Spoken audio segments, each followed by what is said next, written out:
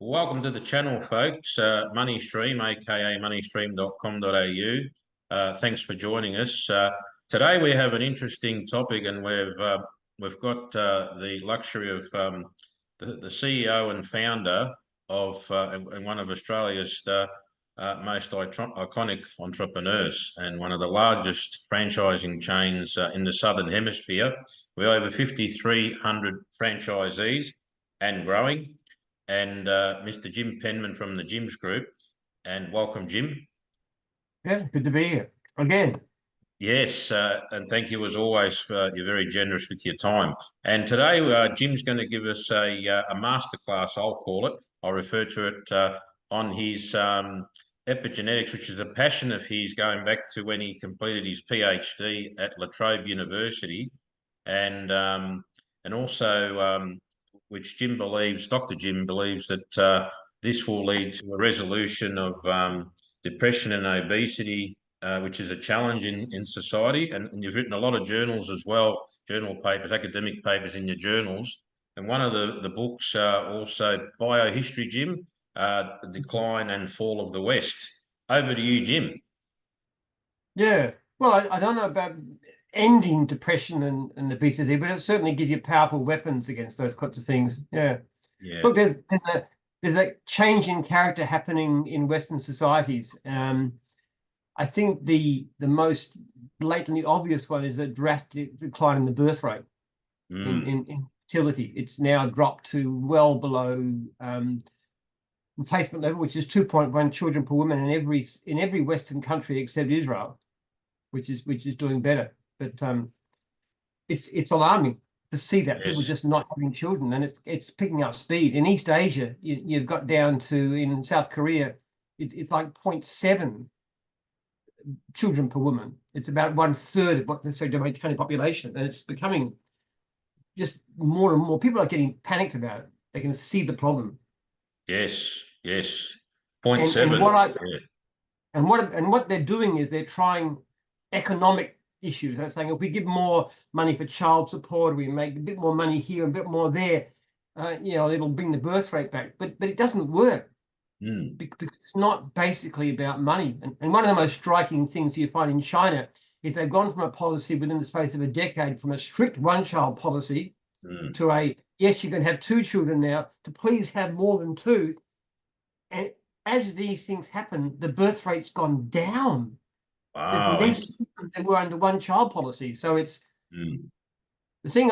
What I would like to say is that this is not an economic issue. People may say I can't afford to have children, but the real problem is that the psychology has changed to a society which is really focused on individualism and what's best for me, and how can I grow as a person, and what's in my interests, and how can I be more successful and more famous.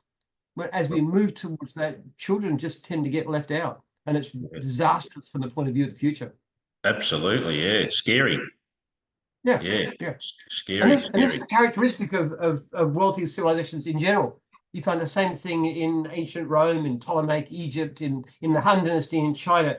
Whenever a society becomes wealthy and urbanized to any extent, people stop being interested in having children, and you get this rise of hyper-individualism. And a lot of it's due to lack of community. People become lonely. People have got far less friends than they did. About 40% of adults have got no close friend that they reckon, that they can combine in.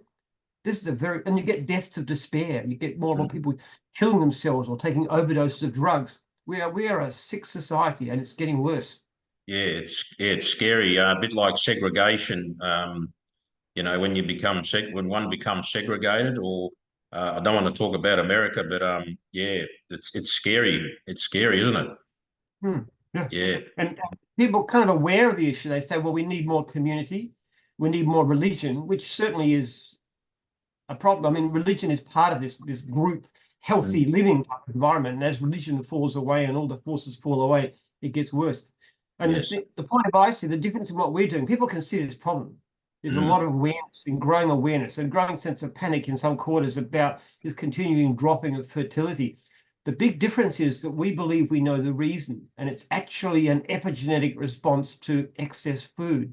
Mm. which means that if you understand what's going on, and we increasingly do, because we're doing work with rats, you could potentially turn it around. You could actually produce a treatment that would help people to become less isolated, have more meaning in their lives, have more Mm. sense of purpose, be better parents, be better husbands and wives, better members of the community. Yeah, very, very interesting. I suddenly, when you're talking about all this, I think of the word purpose. Yeah. Yeah. Yeah, to have a purpose in life. Very, very interesting. If your purpose in life is just want to be happy, or I want Mm. to do what's best for me, and I want people take all kinds of short-term activities and actions which really are bad for them. I mean, drug Mm. addiction is an extreme form, because if you can take drugs, you know that you'll feel better right now. Now, if you've got any sense, you know you're going to feel worse down the track of it. And the Yes. same thing with traumatic affairs, or porn, or junk food, or Yeah. watching TV instead of exercising. All these things that people thinking really short term. Yeah, it's too much bother to go to church. It's too much bother to be out in the community. I'd rather sit down and veg and play computer games. In the Mm. short term, you feel better, but long term you get worse and worse and worse. Yeah. Yeah. Band-aid effect. Yeah. Yeah, exactly right. I mean, we've got to help people to overcome this, and Yes. if Yeah. we find an effective treatment, and I'm optimistic we will. We Mm. will be able to solve these things. Somebody can just take a medication, and their lives are getting more effective, more purpose driven, and more Yeah. spiritual. Absolutely. So, do you think, or do you believe that with your great research, the space that you're in, that does the government play a role in this in terms of legislating, medication, et cetera, based on your findings? No. No. One of the illusions of our age, John, is that governments are all powerful. They're actually amazingly feeble in terms of what they can do. Yeah. Look, the Chinese government is a lot stronger than the Australian government. They control everything. They've got Yeah. no election, do whatever they want. They Mm. tell people to have kids or not to have kids. They can do things that in Western governments couldn't even dream of, and even they Yeah. can't reverse it. In fact, the Wow. Chinese fertility is worse than ours. They can't do it. Governments have far less power than we believe. This is Yeah. like a present age. Everything's about economics and about government. Yeah. No, Yeah. everything's about psychology, individual people and their motivations. You've got to understand that. And Yes. governments, it's a froth and bubble. They float on the surface. They reflect who we are. Yes, yes, yes. Yeah, as you're speaking, I can remember back to my degree that I completed at Victoria University. I only did a snippet of psychology, but yeah, it makes sense exactly. I can relate. I mean, it's very complicated what you're doing, and full credit to you and your team. But yeah, I can understand what you're explaining. It's psychological. Yeah, yeah. So how do you see the future from now with your research, Jim? Your input. Well, absent success in this area, it's just going to get worse. The Mm. fertility levels are going to keep on dropping. You're going to find decay in character in the population. It's going to get worse and worse and worse. I'm increasingly confident that we can do something about it. And what will happen is that people will develop a drug, probably initially for things like treating drug addiction, and people will start using it Mm. off-label, like we do with Wegovy. You know, or those sort of weight loss drugs. They're originally developed for treatment of diabetes, Yeah. and the people find this rather strange effect that they actually cause you to lose weight. So we Mm. do the same thing. We'll develop a treatment that's for medical reasons initially, and people are going to see, hey, I get all these amazing effects. I'm so Yeah. much happier, so much better off, so much more disciplined, so much more successful. My life Yes. is going better families, better friendships. My life Yes. is going so much better if I take this, and it'll spread. Yeah. And those who don't take it will just simply disappear because they won't be having kids and they'll be fading away. And those who do will have more vigorous lives, more effective lives. Yes. Yes. Yeah. Look, it's very interesting. You touched on Israel. How do you see what's happening there with your research, as you pointed out, say to the Western world decline? What's the difference over there? Of course, what you've explained with all your medication that will evolve. How do Well, you see the difference over there? you've got two groups of people that have relatively high birth rates, the Muslims, of course, Yeah. but especially the Orthodox. Mm. Originally, when Israel was founded, there was a few hundred of them, and that's why they were given military exemptions, because there were so few. But Mm. well, they have so many kids these days. They have Yes. there's this cultural technology which preserves this character, this food limited character, Mm. and they're having lots and lots of kids, and there's more and more Israelis like them. And actually that has a knock-on effect, because we're social animals. Now, in an environment like in the West, where people have less and less kids, if you start to think about, maybe I'll have kids in my 20s, people are going to look at you, oh, I know, what's wrong with you? Are you some sort of useless has-been? You can't afford Mm. to have a career and stuff. Don't you know it's anti-feminist to have a child when you're under 30? And they feel this pressure. And Yes. as that happens, it becomes a norm. You have less and less kids. The thing in Israel is, because so many families are like Muslims and ultra-Orthodox in particular, that have larger families, it's more respectable to have families there, larger families there. And so it Yes. becomes easier, and there's more kids to play with, and people around you have got multiple families. So, why shouldn't I have an extra one or two? Yes. Yes. Yeah, I can understand it. It sort of reminds me of, say, when I was growing up in the 70s, early 70s, 80s, you had all your like communities, and your uncle lived across the road, or you could bike ride to your auntie or your grandma, or not necessarily. You had a neighbour that you call grandpa, you looked up to, Yeah. or someone that I look up to you as a mentor, etc., etc. Yeah, look, it's all very relevant, and also I guess this would have a knock on effect or roll on effect to the children that are being born now, because where are they going to be? How are they going to um, develop, and so on and so on? Well, one of the problems, John, is that the way we bring up children in modern Mm. societies is appallingly bad. Because what we have is an epidemic of helicopter parenting, where parents Mm. feel the need to supervise every minute of every day, Yes, watch kids all the time, and they drive them to this tutorial and that lesson and this lesson, with the yes, hope of pushing them a bit further ahead, because we're so obsessed with achievement. Now, yes. in fact, the problem with this is various. First of all, it makes parenting a dreadful ordeal. It's Mm. really, really, really difficult, because you're so consumed with this need. But the Yes. second thing is, it's actually very bad for the children. There's a lot of research right now which shows that one of the most beneficial things you can ever do for kids is to let them go out and play freely with each other, and they learn resilience, Mm. to get on with people, and they learn to take initiative. They actually become healthier and stronger adults. Yes. What we're doing now, to a certain extent, does push kids to achieve, but at the price of their mental health, which is why you Mm. get high achievement. You also get a rise in teenage suicide, and you get problems like bulimia, and you try Yeah. and problems like people just obsessed with social media, which is a real danger in itself. So you get Yes. very mentally unhealthy people driven by this system. And the thing I like to say too is that we are so obsessed with money and with success and with status Yes. and this thing. You have to ask why. Why are we so obsessed with our children achieving a really high level of fame and success and wealth? Because Mm. one of the things we've discovered is, from the science, is that money doesn't actually affect happiness very much at all. Past Mm. about middle Australian income, it really Yes. doesn't have much effect at all. Things like having a bigger house or a bigger car or flashier clothes, these are all competitive things that only relate Mm. to make try to feel better than somebody else, and that is a really recipe for misery.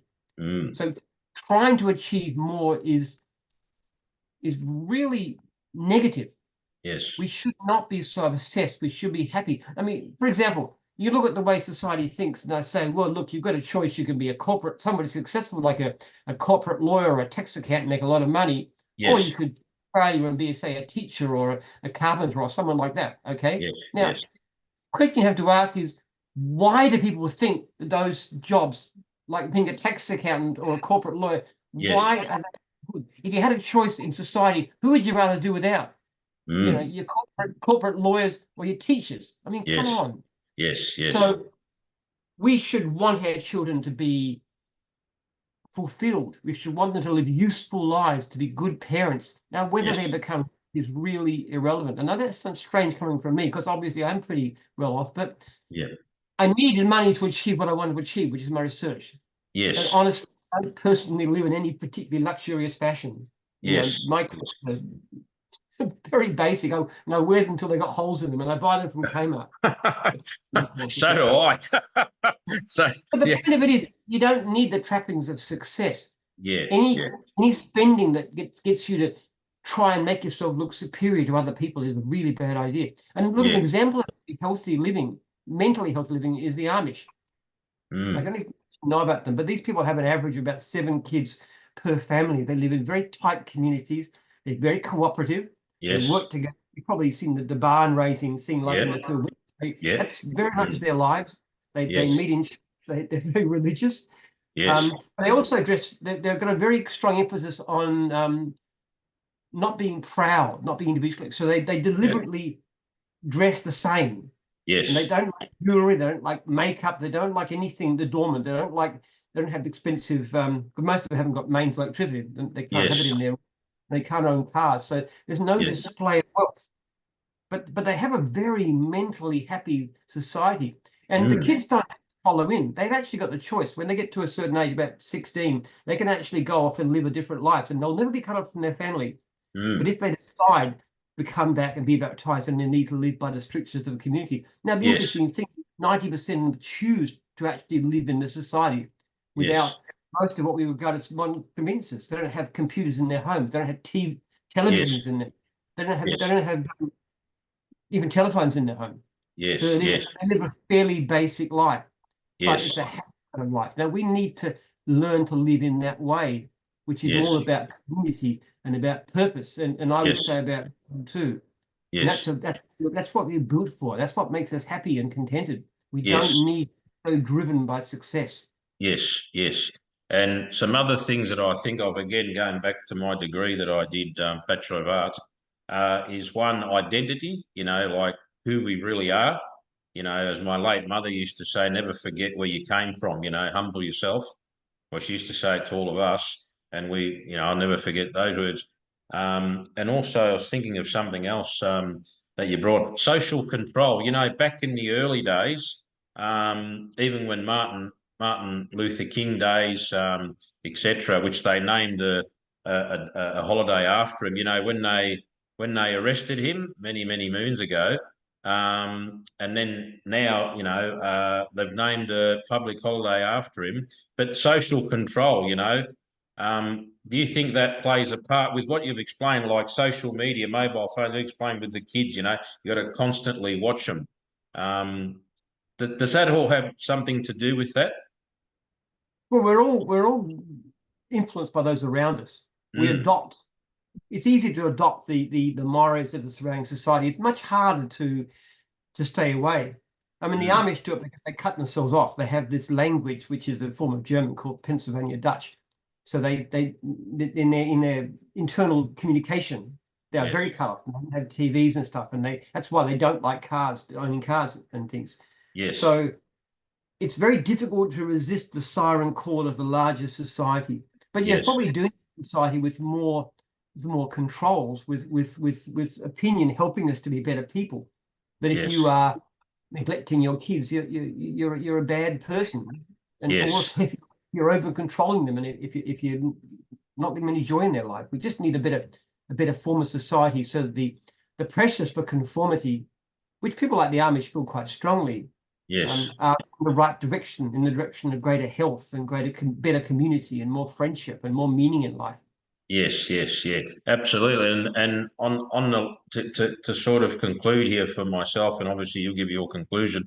And also with what you've touched on, to be a successful accountant or corporate lawyer, or, people go for those, as you've explained, money doesn't, statistically showing, doesn't make us happy.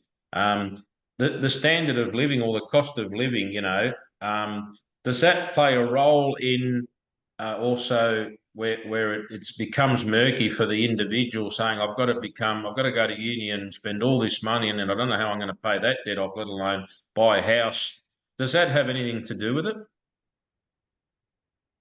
Well, yeah, obviously to some extent, except the interesting thing, John, is that the more money we have, the less children we have.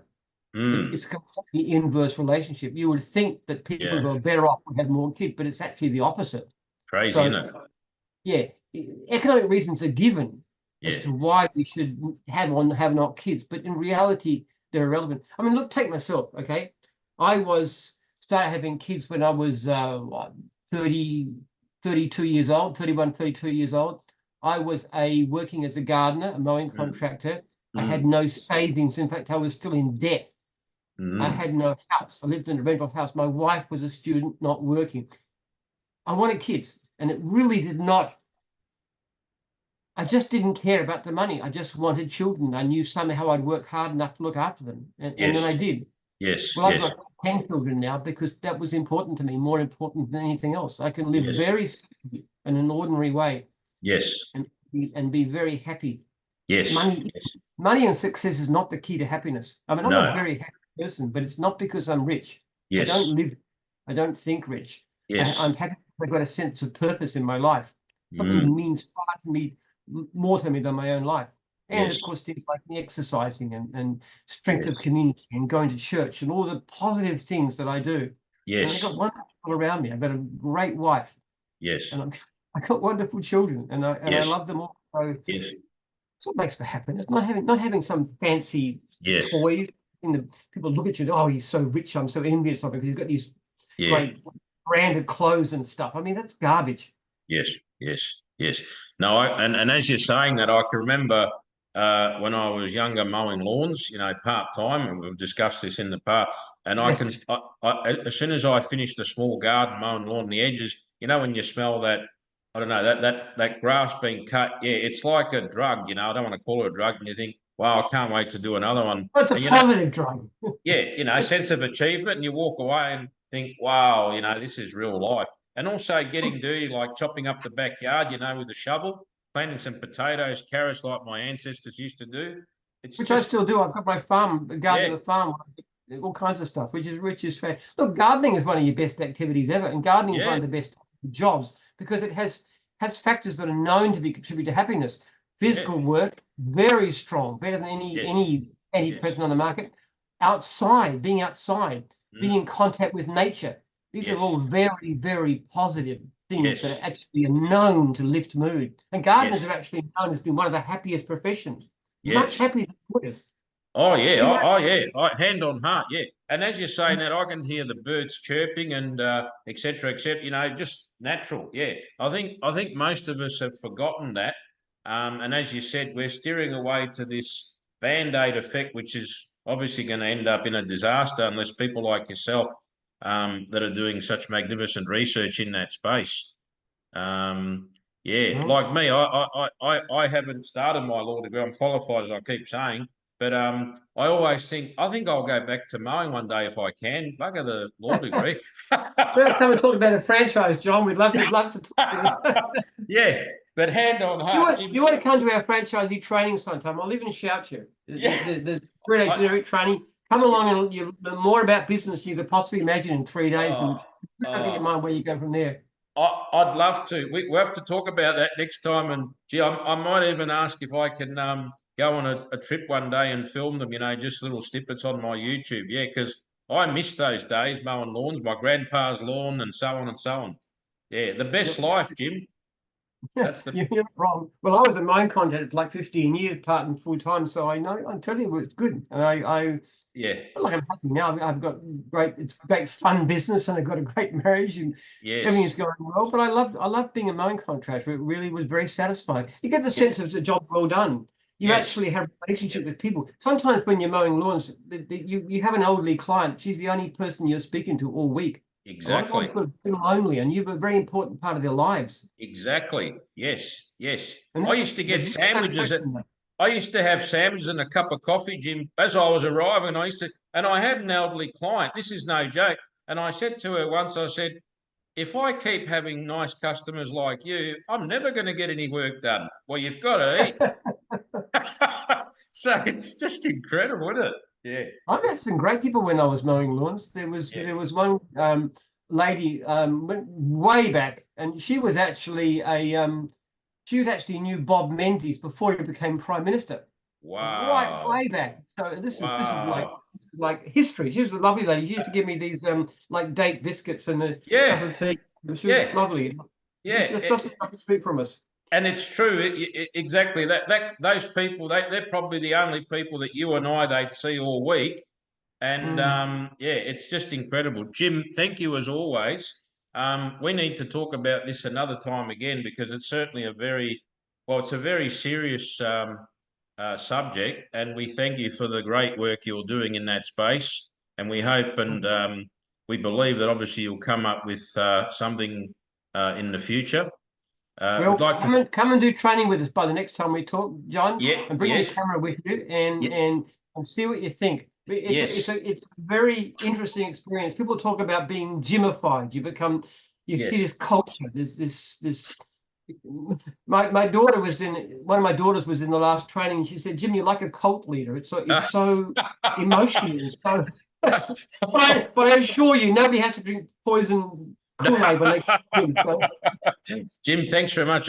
We'll certainly talk about that in the future, and thank you for the invitation. Thanks for your time as always, Mr. Jim Penman, CEO and founder of the Jim's Group, with over 5,300 franchisees in Australia, New Zealand and Canada. Folks, don't forget, like, share, subscribe if you like the content.